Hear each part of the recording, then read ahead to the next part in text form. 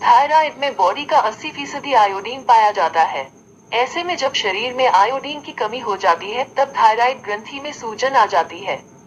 Iodine की कमी बच्चों से लेकर बड़ों तक को हो सकती है। ऐसे में जब शरीर में आयोडीन की कमी हो जाती है तब थायराइड हार्मोन का निर्माण कम हो जाता है।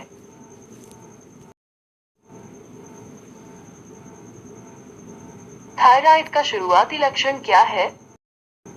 जरूरत से ज्यादा गर्मी लगना, अधिक पसीना आना और यहाँ तक चिंता करना भी हाइपोथायरॉयडिज्म के स्पष्ट संकेत हैं। थायराइड का एक अत्यंत सामान्य प्रारंभिक लक्षण गर्दन के आसपास की त्वचा की सिलवटों का काला पड़ना है। हालांकि इसकी शुरुआत होते समय बहुत कम ही लोगों का ध्यान इस तरफ जाता है। महिलाओं में थायराइड बढ़ने से क्या होता है? थायराइड होने की वजह से महिलाओं के शरीर में कई तरह के बदलाव होते हैं। उनके पीरियड्स भी अनियमित ही जाते हैं। अगर आपको अनिद्रा की समस्या, वजन बढ़ना या घटना, स्ट्रेस बढ़ना आदि लक्षण हैं तो ये थायराइड की ओर संकेत करते हैं। थायराइड होने के बाद आपको कई बुरे प्रभाव भी झेलने पड़ सकते हैं।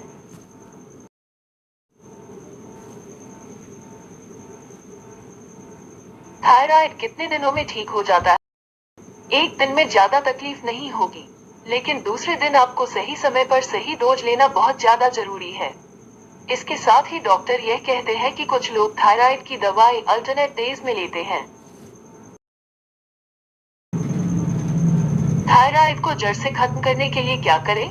डेयरी प्रोडक्ट्स, दूध और दही में पर्याप्त मात्रा में विटामिन, मिनरल्स, कैल्शियम और अन्य पोषक तत्व पाए जाते हैं। दही खाने से शरीर में रोग प्रतिरोधक क्षमता बढ़ती है। मुलेठी इसमें ऐसे पोषक तत्व पाए जाते हैं जो थायराइड ग्रंथि को संतुलित करने में मदद करता है और थकान को मिटाता है।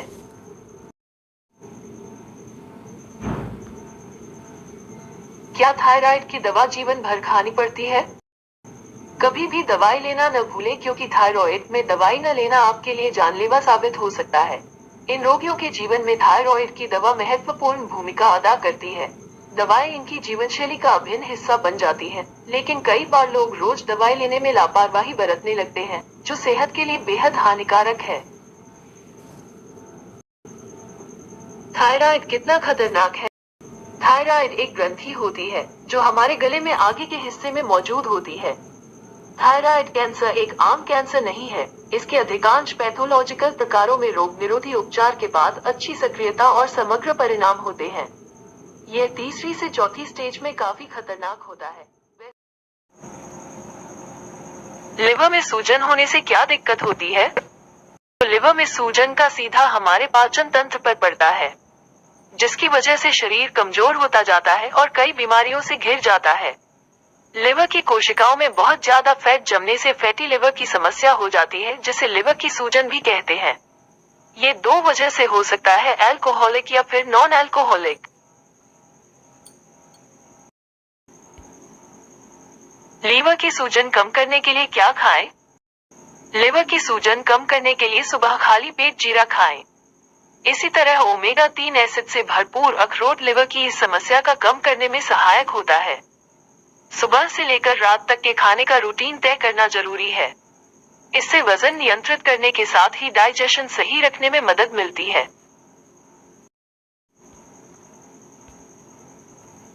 लिवर कितने दिन में ठीक हो जाता है? इसलिए अगर आप चाहते हैं कि आपके शरीर में भी किसी तरह की बीमारियां प्रवेश न कर पाए तो आपको कम से कम 15 दिनों में एक बार हमारे लीवर को साफ करते रहना होगा। लिवर इंसानी शरीर का एक बहुत ही महत्वपूर्ण अंग है। जब तक ये ठीक तरीके से काम करता रहता है, तब तक हमारा शरीर कई बीमारियों से खुद ही लड़ने योग्य रहता है।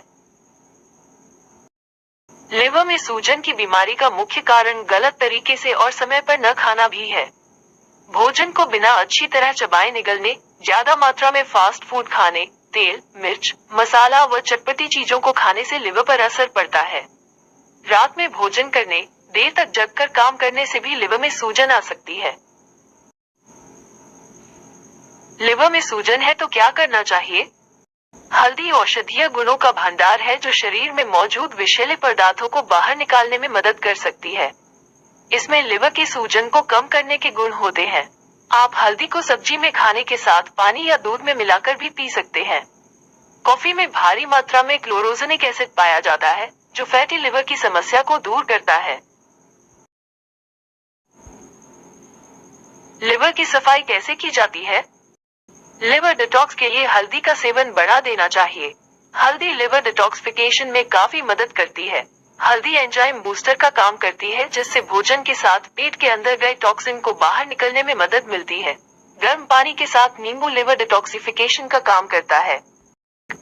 यह समस्या अक्सर लिवर सिरोसिस या फैटी लिवर के कारण होती है। कई मामलों में पित्त की थैली में रुकावट की वजह से भी यह परेशानी हो सकती है। अगर आपको अक्सर पेट में दर्द, स्टमक पेन, उल्टी और थकान की शिकायत बनी रहती है, तो यह लिवर के बढ़ने का संकेत होता है। इस स्थिति में लिवर धीरे धीरे खराब होने लगता है।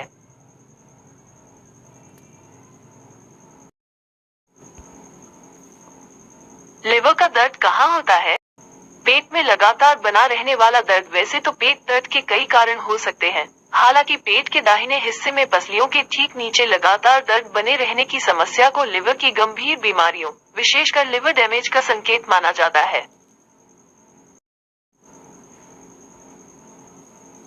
लीवर में दर्द हो तो क्या करें?